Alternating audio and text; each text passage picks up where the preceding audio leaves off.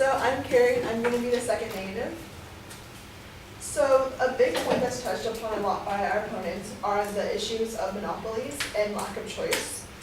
However, in most places, both rural and suburban, you only tend to have one or two choices. The U.S. Census found most recently that rural areas are about 20 million people, which is about 20% of the population, and suburban population is about 53%. In those areas, they do tend to have one or two choices. And the FCC found in 2017 that 46.1 million households live in areas with just one provider, and that three-quarters of the country's developed census block lack any access to high-speed broadband choices. Another issue with this is local governments actually creating these monopolies. In Kansas City, in 2013, Google wanted to bring their broadband service to Kansas City. However, the local government did not want a big company like Google in there. They wanted to keep local companies and keep local money. However, with Kansas City not wanting Google to interact in their town, they cut their local citizens off to higher speed internet. And then with net neutrality, that if removing the regulatory boundaries of local government, we can let the private sector, we don't want the private sector to deploy to broadband internet. Another thing to mention too on that is that if people wanted more options, then it would create the market for it, and then more companies could come in. The second point that was touched on was the issues of rights and ISP services. And the internet actually fell under the First Amendment as of 1997. However, net neutrality did not go into effect in 2015.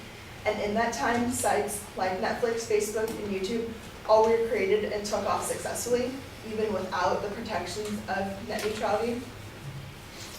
And then to touch on the overwhelmed ISPs, is that if someone feels the provider isn't suitable, they have the choice to go out and find a new provider. A quote from Julian Sanchez, who is a tech analyst at Cato Institute, said, "If the internet was not a terrible dystopia in 2014, there's not a ton of reason to think that companies are going to do any of those awful things that they didn't seem to have a reason to do before." So even in smaller areas with fewer choices, it's not like anything crazy is going to start happening because we lost net neutrality. And also, Ben Thompson, another technology business analyst, said the greatest check on an ISP is the likelihood of an unsatisfied customer leaving. So if a company starts losing a bunch of customers, they're going to fix their system and maybe readjust their pricing plans to be able to keep more of those customers. Another sort of concern with this is that consumers will be hurt by the lack of regulations. However, the beauty industry is a $71 industry, and it has very, very low regulations, but it doesn't tend to have too many problems. And I know the internet and beauty are not super similar, but this is a very profitable industry in the United States that has little to no regulations on it.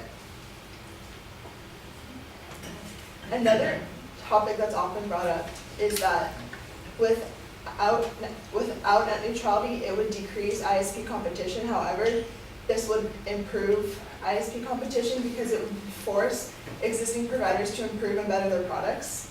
It would also drive more up-and-coming companies to work harder on their products to be able to beat out broadband providers like Comcast or AT&T. And with that, it's kind of like cable.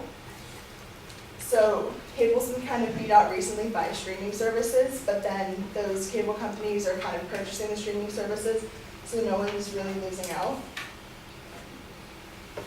And then Senator John Clarissa said that without net neutrality, this will lead our country to unimaginable tech developments and services. So imagine what we can do without net neutrality. There's been so much growth recently, so we can probably achieve so much more.